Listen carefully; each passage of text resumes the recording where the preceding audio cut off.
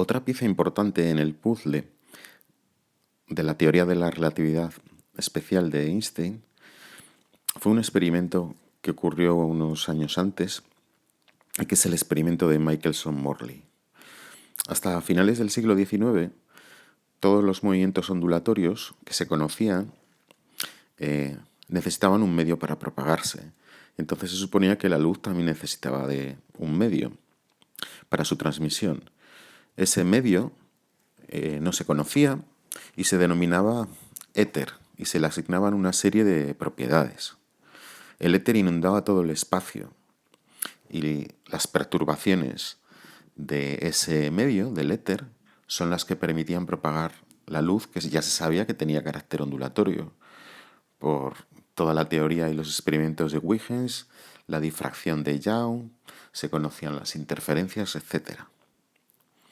Pero al éter se le tenían que asignar unas propiedades muy extrañas, porque se conocía que la luz viajaba muy rápido y se sabía que las ondas se propagan más rápidamente en medios materiales, es decir, la velocidad de propagación en un sólido es mayor que en un líquido, mayor que en un gas. Entonces, si la luz tenía una velocidad tan elevada, el éter tenía que ser muy rígido. Pero a la vez, como el éter inundaba todo el espacio, los planetas, la Tierra, etcétera, las estrellas, se tenían que mover a través de él. Pero claro, si era muy rígido, eso no se comprobaba en la experiencia habitual, porque el movimiento de los astros no se veía afectado por ese medio tan rígido. Entonces, se suponía que a la vez tenía que ser muy rígido, pero no ofrecer resistencia al cuerpo, al movimiento de los cuerpos estelares. Entonces era una especie de fluido transparente, sin viscosidad y que llenaba todo el espacio, pero que a la vez era muy rígido. Entonces, bueno, venía a ser, o se podía pensar que era como un líquido newtoniano, en el que si algo lo atraviesa muy rápidamente, como era la luz, entonces se volvía muy rígido. Pero si algo se movía a través de él de forma, con una velocidad mucho menor, entonces era transparente y tenía una viscosidad muy pequeña. Algo parecido a lo que ocurre con los... Voy a poner este vídeo para que veáis, con los líquidos no newtonianos.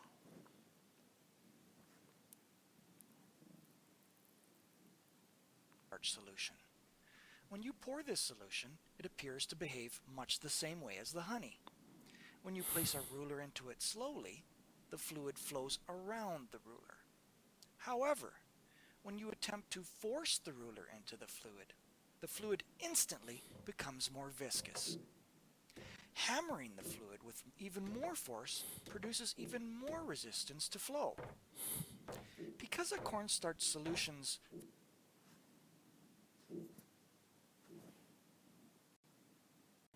En definitiva, a pesar de que este éter tenía unas propiedades muy extrañas y que no había evidencia experimental de su existencia, era necesario porque de otro modo no nos podría llegar la luz del Sol, de las estrellas, etc.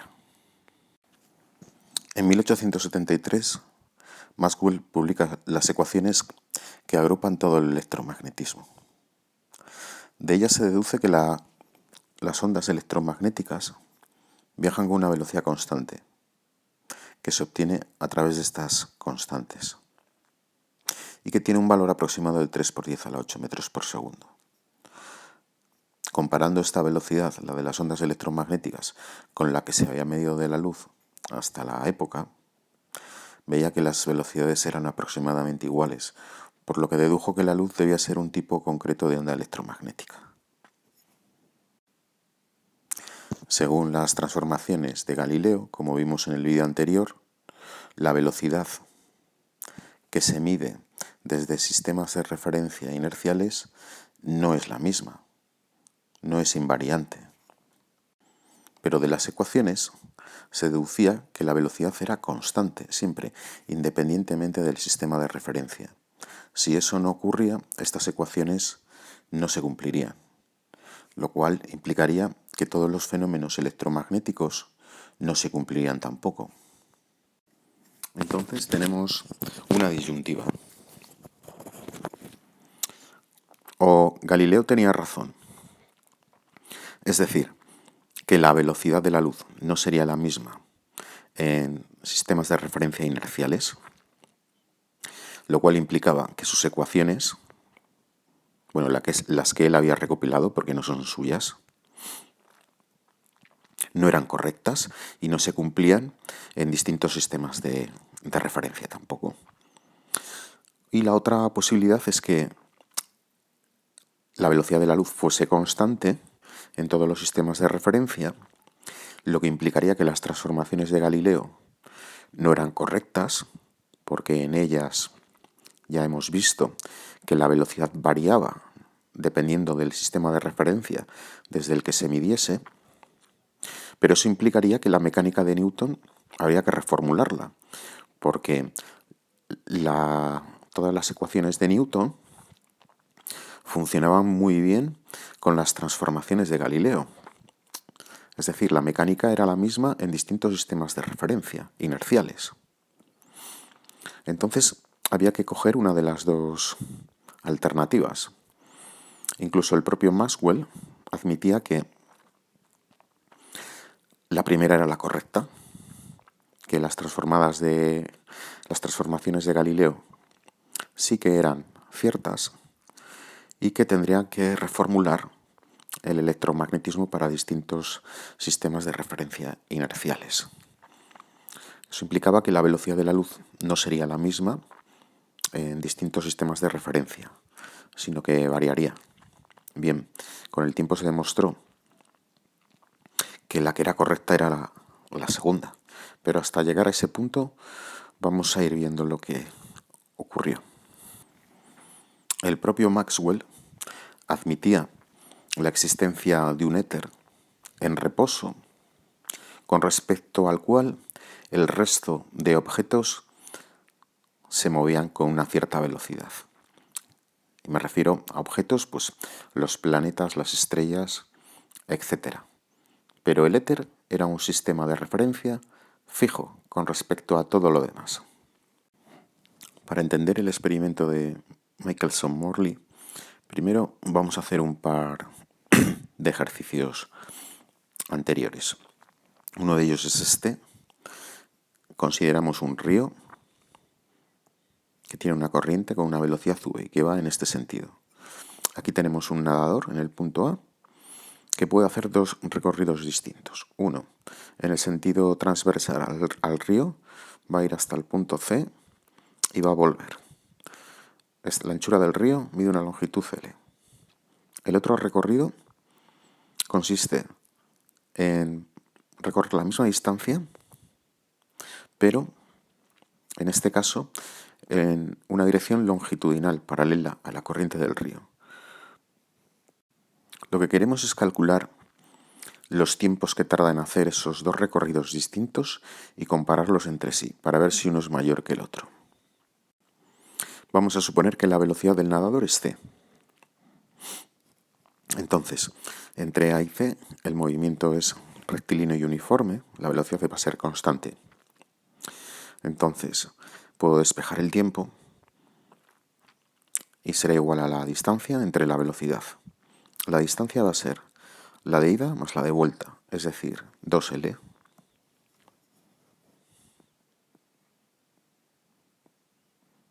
Dividido por la velocidad, que hemos dicho que es c. Bien. En el segundo caso, cuando se mueve entre A y B y después vuelve a A. En el primer recorrido, la velocidad que va a tener será igual a su velocidad, con la que va nadando, que es c, más la de la corriente del río, c más v. Y cuando vuelva, ahora irá a contracorriente, por lo cual su velocidad resultante será c menos la velocidad del río. Entonces, yo puedo calcular el primer tiempo, que es el que tarda en ir de A a B, como el espacio que recorre, la distancia que es L, dividido por la velocidad que es C menos V. Perdón, C más V, cuando va de A a B, más el tiempo que tarda en volver de B a A. La distancia que recorre es la misma, pero la velocidad es C menos V, porque va a contracorriente. El denominador común es el producto de estas dos expresiones, C menos V por L en el numerador, más L por C más V. Hago los productos, entonces me queda esta expresión, L por C menos LV más LC más LV, y entonces menos LV se va con LV y me queda 2LC dividido por C menos V por C más V. Y eso es C cuadrado menos V cuadrado. Es un producto notable. Voy a sacar C factor común en el denominador.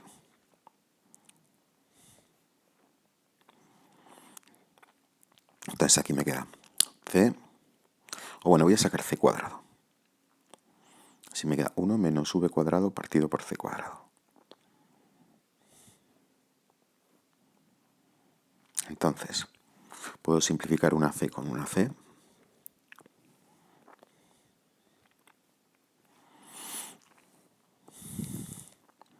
Esto es igual a 2L partido por C por ese paréntesis.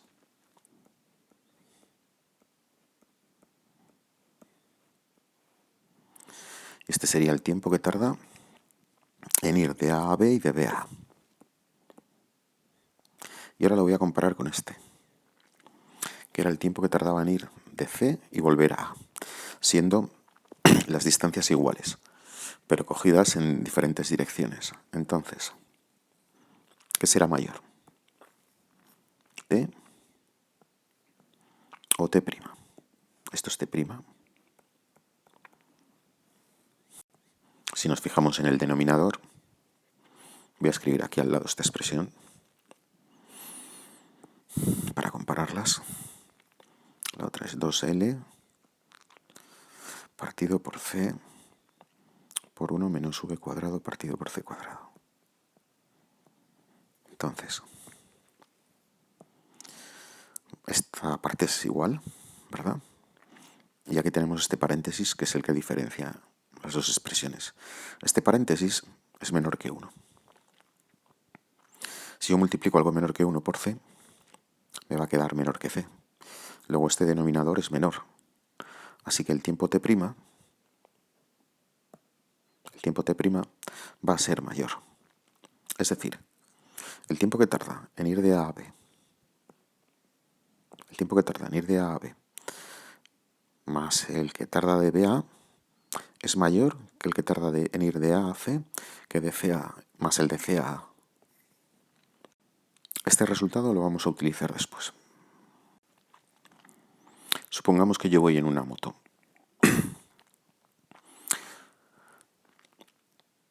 Y que estoy rodeado de aire. Es un fluido que no veo, pero que está ahí. En esta primera situación, la moto se está moviendo con una velocidad constante y el viento está en calma. Pero a pesar de ello, yo siento un viento en contra. Y todo esto lo hemos experimentado cuando montamos en una bicicleta o en una moto o cuando sacas la mano por la ventanilla de un coche cuando está en movimiento. La situación es análoga. A esta hora la moto está parada y hay un viento en contra que tiene una velocidad V. Las dos situaciones son análogas. Si yo no pudiese conectarme con el exterior, salvo por la sensación del viento, es decir, imaginemos que esta carretera no tiene ninguna irregularidad. Tengo los oídos tapados, no oigo ningún sonido. Tengo los ojos vendados, no puedo ver cómo pasa el paisaje, etc. Solo me puedo conectar al exterior por la sensación del viento. No sabría distinguir estas dos situaciones, la una de la otra. Cambiemos ahora la moto por la tierra y el aire por lo que se suponía que era el éter. Entonces, todo el espacio estaba inundado por éter. Supongamos que la Tierra se mueve hacia el Sol, en su movimiento de traslación, con una velocidad v. El éter hemos dicho que era un sistema fijo absoluto con respecto a cualquier otro objeto que se estuviese moviendo.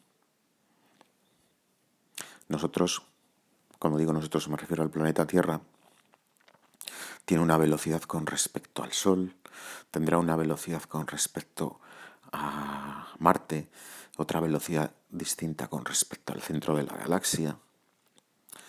Es decir, la velocidad depende del sistema de referencia en el que se mida, como ya decía Galileo. Sin embargo, el éter se consideraba fijo y en reposo. Entonces, en este movimiento de traslación, lo que se mueve es la Tierra hacia el Sol, a través del éter. Pero esta situación es parecida a la que comentábamos anteriormente con la moto. Aunque el éter esté en reposo, análogamente puedo considerar que hay un viento, como ocurría en el ejemplo anterior, es decir, que la Tierra esté parada y lo que se mueva sea con respecto a ella el viento, en este caso sería el éter. A esta situación, a esto se le denomina viento del éter, se le llamaba viento del éter.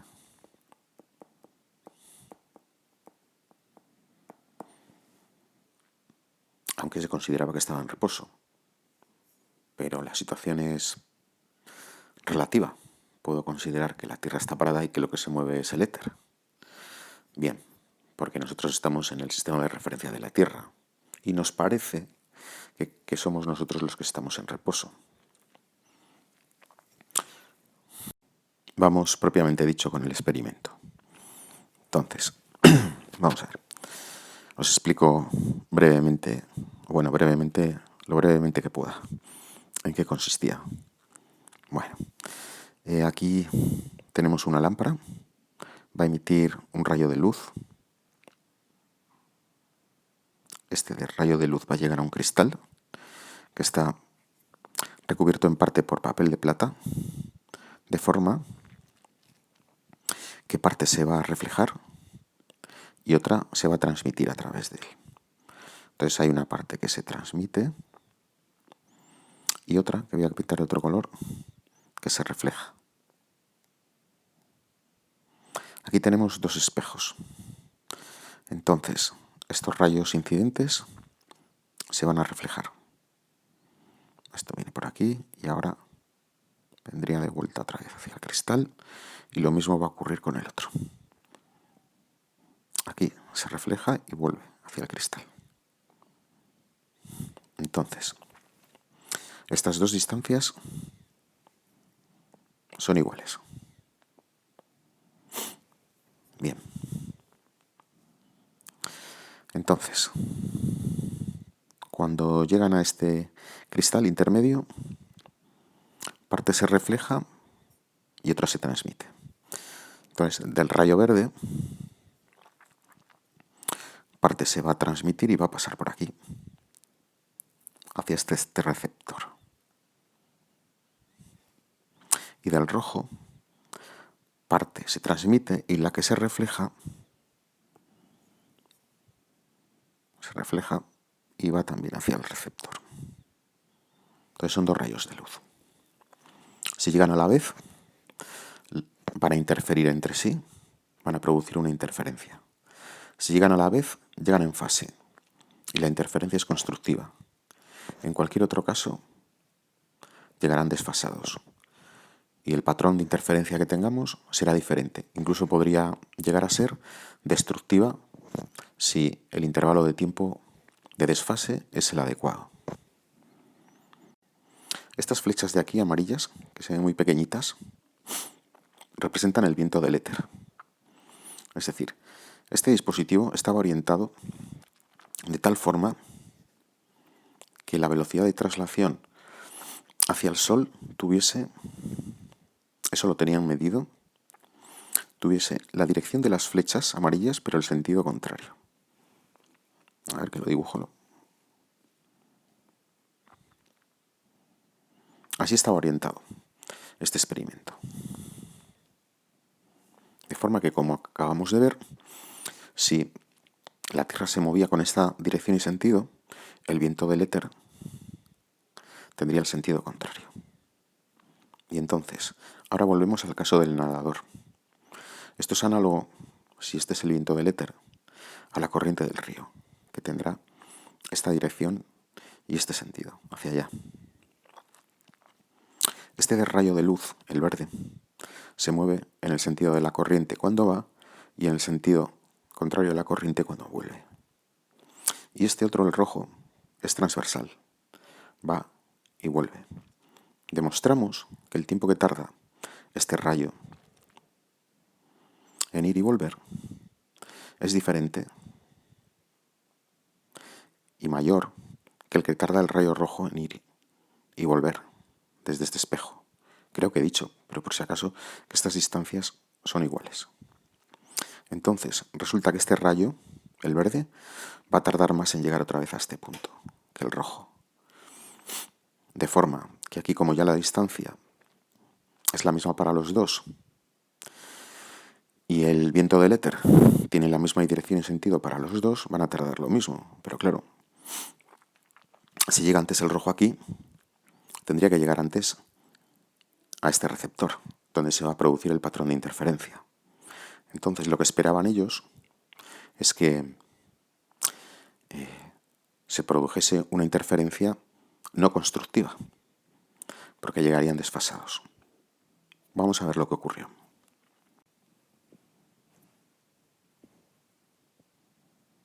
Ahí sale el rayo, se divide en dos, uno se refleja, el otro vuelven y llegan los dos a la vez.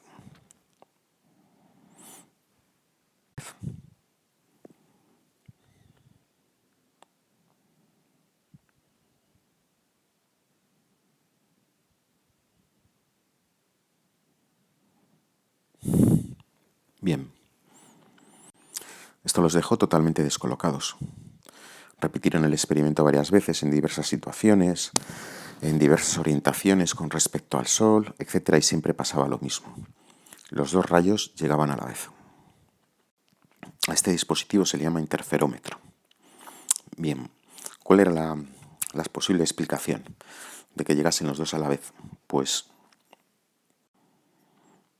la única opción era que las velocidades tendrían que ser iguales para que el tiempo sea el mismo en recorrer esas distancias. Entonces, si las velocidades tenían que ser iguales, no quedaba otra que v fuese igual a cero. Si v es igual a cero,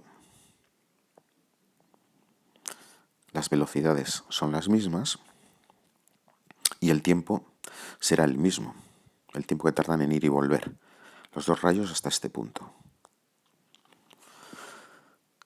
¿Eso qué implica? Pues que no hay éter. La velocidad del éter es cero porque no hay éter. Y la velocidad de la luz es la misma siempre, independientemente del sistema de referencia.